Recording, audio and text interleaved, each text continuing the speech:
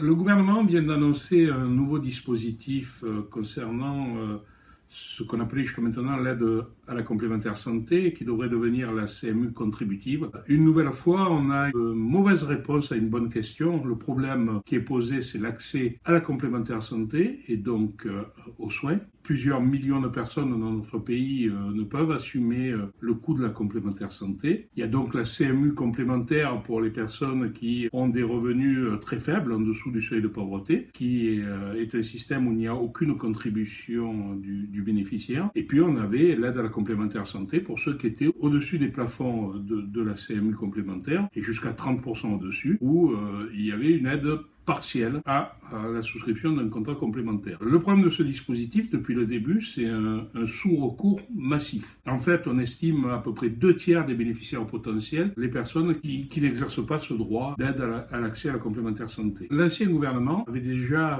considérablement modifié le dispositif en faisant un appel d'offres national et en réservant l'aide à 3 garanties types et à 10 opérateurs nationaux. Ça avait déjà considérablement modifié la relation des adhérents à leur complémentaire et ça n'avait eu strictement aucun résultat sur le recours au droit, puisqu'on est resté à peu près dans les mêmes proportions de renoncement, voire même, selon certaines estimations, il y a eu une augmentation du renoncement. Donc rien n'était réglé. Ce gouvernement réforme le système, le réforme encore plus en profondeur. Le problème, c'est qu'il persiste dans les mauvaises solutions qui avaient été retenues déjà par Mme Touraine à l'époque, c'est-à-dire qu'il continue à resserrer le choix des bénéficiaires potentiels. Désormais, ils n'auront plus du tout de choix de leur garantie. Il n'y aura qu'une garantie, c'est celle de la CMU complémentaire aujourd'hui, qui sera étendue à la CMU contributive, donc réduction des choix des bénéficiaires, stigmatisation encore accrue. Il y a dans le renoncement à exercer son droit à l'aide à la complémentaire santé des aspects économiques, mais il y a aussi des aspects de refus de la stigmatisation,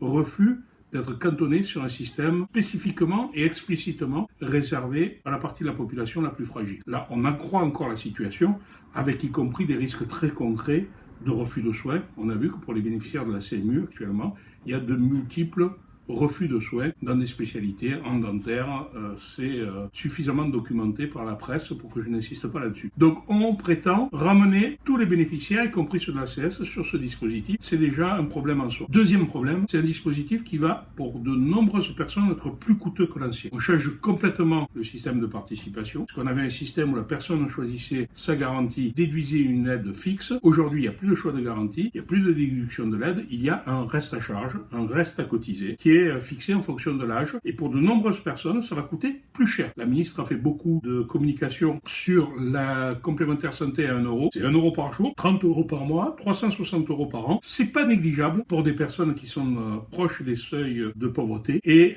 c'est en tout cas plus coûteux dans de nombreux cas que l'ancien système. Déjà, 2 problématiques qui ne nous rendent pas optimistes sur l'efficacité pour un meilleur recours au droit de ce dispositif. Et en plus, le gouvernement a fait en sorte que ce dispositif soit sous-financé, et en particulier, sous prétexte de lutter contre les frais de gestion, a réduit complètement la possibilité d'apporter les services et l'accompagnement dont toutes les populations ont besoin, mais en particulier les populations les plus fragiles, avec un système de participation aux frais, je ne peux même pas dire de prise en charge des frais, parce que ça sera très minoritaire, qui est tout à fait symbolique et pas du tout à la hauteur des enjeux, et en particulier à la hauteur des enjeux pour accompagner ces populations. Voilà pourquoi la Mutualité française est très réservée sur ce nouveau dispositif.